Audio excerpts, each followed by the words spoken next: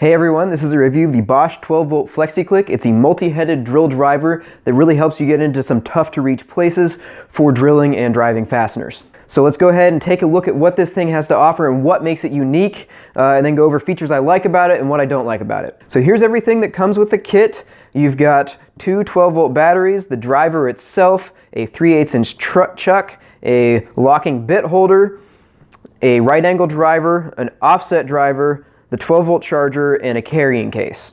Once you've had a little practice, swapping the heads out is very, very easy. You just rotate, click, and pop the next one into place. These swappable heads make it a really versatile tool. I've used this on the underside of my table saw, mounting the wings when I couldn't get a regular driver up in there. I've used this on the back of furniture, installing anti-tip hardware because I didn't want to pull the furniture way out far from the wall. And I've also used this for drilling and countersinking, just swapping those heads back and forth, so I didn't have to spend time loosening and tightening the keyless chuck. It's just a super, super handy tool with tons of applications. Features of the driver itself are pretty standard for a 12V tool. It's got a brush motor that gives you 265 inch-pounds of torque. That's about middle of the pack. Top of the line 12V tools are going to be around 350 inch-pounds. So it's not a super high torque tool, and that's probably its biggest limitation. It's 0 to 400 RPM in speed 1, which is your highest torque, and 0 to 1300 RPM in speed 2.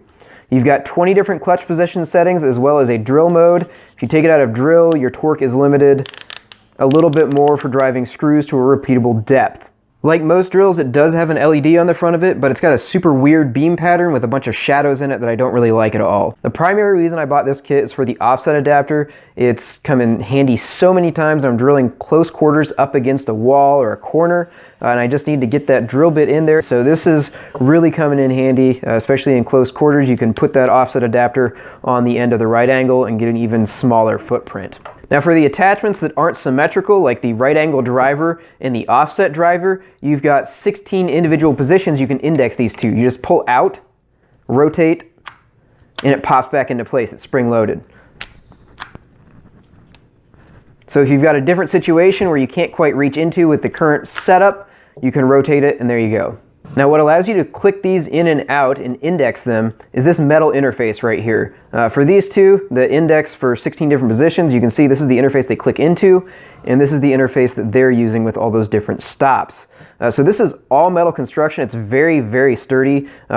This whole piece right here is metal. The only thing that's plastic is these tabs that stick in on the outside. I haven't had any wear with these in the 6 months that I've had this. Because really all the torque is going in on here, and these are just keeping it held down against the drill body. If you want to turn this into a regular drill, you can just pop the 3/8 inch chuck on here. It's got a little bit more length than a standard Bosch 12V just because of the Flexi-click interface.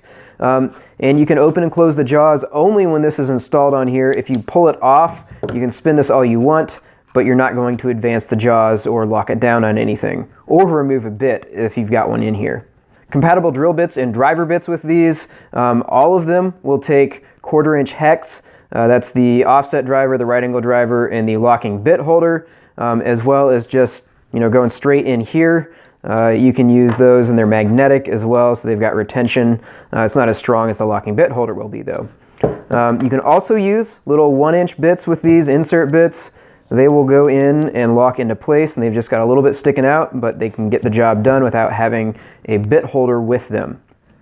Now if you want to use something with a 3/8 inch shank or a smaller twist drill bit, you've got to use the chuck adapter because none of these obviously can hold onto those other than this one. So you do lose a little bit of clearance if you're trying to use one of those with a right angle adapter. This is your minimum length. So if you really need tight close quarters drilling, I'd get hex shank drill bits because they'll cut off the length a little bit for you there. So one thing I'm not a big fan of on these bit holder designs is how the locking collar works. So to put the bit in, you've got to pull back, and then to release it, you got to pull back again and pull it out. So you can do it one-handed.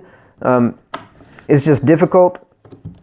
And it takes a little bit more thought, and I usually end up fumbling with it. With other bit holder designs like this with a collar, you just stick this one in, and it's in. You don't have to actuate this when you're putting the bit in. And to pull it out, You just pull the collar with you and pull the bit out. It's one smooth motion. So all my other designs that I have locking bit holders on my drills and drivers, like this one, really throw me off when I go to this one because it's a lot less intuitive. To test torque, I used a 7/8" self-feed bit. The 1" couldn't get through it, but this one did. This is really more power than it's designed for in its target application though, so I don't recommend it for this use. I'm really surprised it got through that. I can smell the motor a little bit though, so that's really, really pushing it for this drill.